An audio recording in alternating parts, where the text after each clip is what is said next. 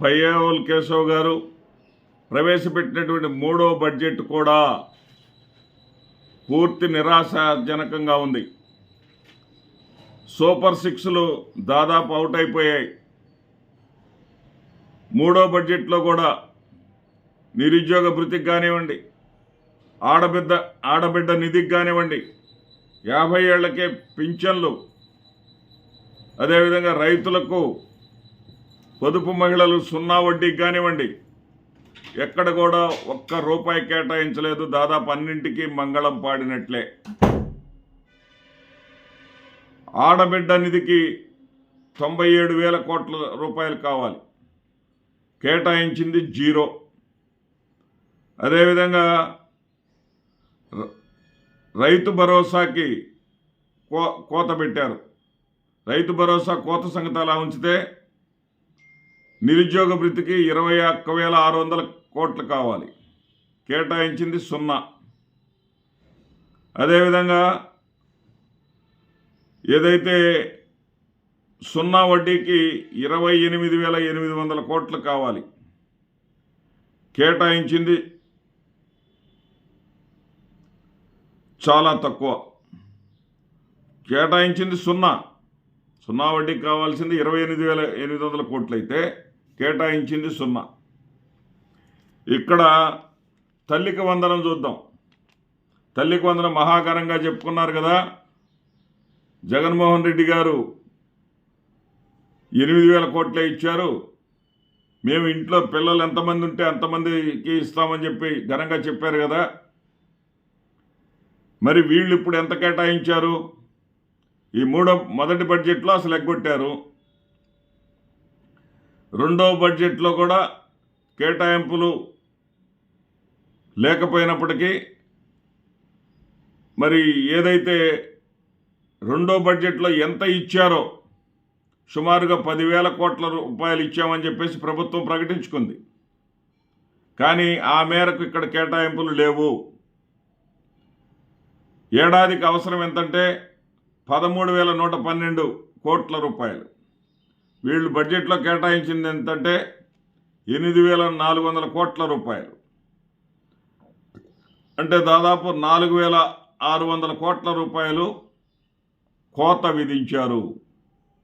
అన్నదాత సుఖీభవకు ఏడాదికి 10,717 కోట్ల రూపాయలు అవసరమైతే ఈ బడ్జెట్లో కేటాయించింది 6,600 కోట్లు. అంటే కోత విధించింది 4,117 కోట్లు. ఉచిత బస్సు ఏదైతే వాగ్దానంలో చెప్పిన ప్రకారం ఇవ్వాలంటే ఏడాదికి అవసరం 3,500 కోట్లు. ఈ బడ్జెట్లో కేటాయించింది 1,420 కోట్లు. కోత విధించింది 2,080 కోట్లు. దీపం పథకం ఏడాదికి 3 సిలిండర్లు చొప్పున ఇవ్వాలంటే ఏడాదికి అవసరం 4,083 కోట్లు. దీనికి కేటాయించింది 2,600 కోట్లు. సుమారు 1,500 కోట్లు కోత విధించారు. అంటే ఆల్మోస్ట్ ఆల్ సూపర్ సిక్స్కి తిలోదకాలు ఇచ్చినట్టే. బడ్జెట్ సాక్షిగా ఇకపై నిరుద్యోగ భృతి లేనట్టే, ఆడబిడ్డ నిధి లేనట్టే, 50 ఏళ్లకే పింఛన్లు లేనట్టే, రైతులు, పొదుపు మహిళా సంఘాలకు 0 వడ్డీ లేనట్టే. ఈ బడ్జెట్ని కరెక్ట్గా చెప్పాలంటే తెలుగుదేశం పార్టీ మేనిఫెస్టోకి తిలోదకాలు ఇచ్చినటువంటి బడ్జెట్ అని చెప్పాలి. విద్యారంగానికి, ఎందుకంటే ఒక ఉపాధ్యాయుడిగా ఆ రంగం గురించి నేను మాట్లాడవలసి వస్తే, విద్యారంగానికి తీరని కోతలు విధించారు. 12వ పిఆర్సీపై పూర్తి నిరాశ మిగిల్చారు. ఇక్కడ ఉపాధ్యాయ సంఘాలు భవిష్యత్తు కార్యాచరణకు సిద్ధమని ప్రకటించే స్థాయికి ఈ పరిస్థితి వచ్చింది. మొత్తానికి చూస్తే అసెంబ్లీలో ప్రవేశపెట్టినటువంటి రాష్ట్ర బడ్జెట్లో ప్రాధాన్యత రంగాలకు కేటాయింపులు శూన్యం.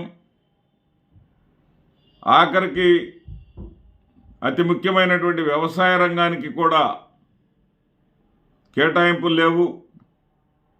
గిట్టుబాటు ధరలు లేనటువంటి పరిస్థితుల్లో ధరల స్థిరీకరణకు కేవలం 500 కోట్ల రూపాయలు కేటాయించడం అత్యంత బాధాకరం. సాగునీటి ప్రాజెక్టులు కానివ్వండి, సాగునీటి ప్రాజెక్టులకు సంబంధించి మహాఘనంగా చెప్పుకునేటటువంటి వీళ్ళు మరి 9,908 కోట్లకు మాత్రమే పరిమితం అయ్యారు. అవి మరి మీ పోలవరం ప్రధానమని చెప్తా ఉన్నారు కదా, పోలవరానికే సరిపోవు, మిగతా ప్రాజెక్టుల సంగతి ఏంటి? పాఠశాల విద్యకు 32,308 కోట్లు కేటాయించామని చెప్తున్నారు. గతంలో కానీ కేటాయింపులు కానీ చూస్తే గతంలో ఎంతైతే కేటాయించారో అంతే ఉన్నాయి, ఏమాత్రం పెంపుదల లేదు. లేనప్పుడు విద్యారంగానికి సంబంధించినటువంటి అభివృద్ధి ఎలా జరుగుతుంది? విద్యారంగానికి అవసరమైనటువంటి వసతులు సౌకర్యాలు ఎక్కడి నుంచి తీసుకొస్తారు? ఇప్పుడు ఉన్న వరకు కూడా విద్యా రంగానికి సంబంధించి ఏదైతే ఫీజు రీఎంబర్స్మెంట్ ఉందో మీరు ఇచ్చింది చాలా శూన్యం, ఇవ్వాల్సింది చాలా ఉంది. గత ప్రభుత్వం కేవలం 700 కోట్ల రూపాయలు బకాయిలు పోతే అది కూడా ఎన్నికల ఆంక్షల కారణంగా మాత్రమే 700 కోట్లు ఇక్కడ గుర్తుంచుకోవాల్సినటువంటి అంశం. అయితే 10,000 కోట్లకు పైగా బకాయిలు పెట్టిపోయారని అబద్ధాలు అసత్యాలు చెప్పేటటువంటి మీరు మరి ఈ 2 ఏళ్ల కాలంలో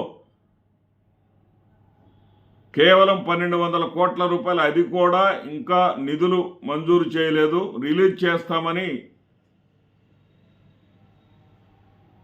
విద్యామంత్రి లోకేష్ గారు హడావుడిగా ఆర్డర్ చేశారు. మరి ఏ మూలకు వస్తాయి? మీరన్నట్లుగా 1,000 కోట్లు కానీ 10,000 కోట్లు కానీ వైసీపీ ప్రభుత్వ హయాంలోనే పెండింగ్స్ ఉంటే 1,200 కోట్లు ఎలా సరిపోతాయి? ఏది ఏమైనా సరే ఈ బడ్జెట్ ప్రజలను పూర్తిగా నిరాశపరిచింది. ఓటమి బడ్జెట్ అని చెప్పాలి. ఓటమి అంటే ఇక్కడ కూటమి ఓటమి కాదు నేను చెప్పేది. ప్రజలు ఈ కూటమి ప్రభుత్వంపై ఉంచినటువంటి నమ్మకం, విశ్వాసం విషయంలో ఓటమి పాలయ్యారు అని చెప్తున్నా. నమస్తే.